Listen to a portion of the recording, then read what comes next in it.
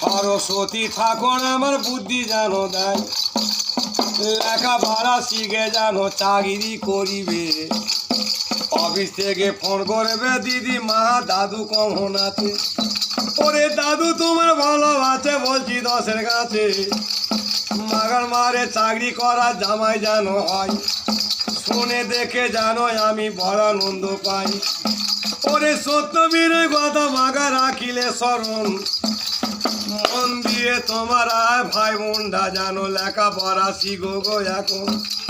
ডালিম ভাইরে 4টে চাকরি করা জামাই জানো হয়, ভালো করে ফোন করবে দাদু তুমি কেমন আছো ভাই।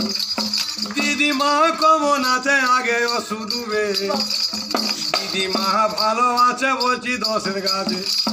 সত্যবীরের কথা বাবা রাখিলে স্মরণ, যুগে যুগে বাড়াইবে।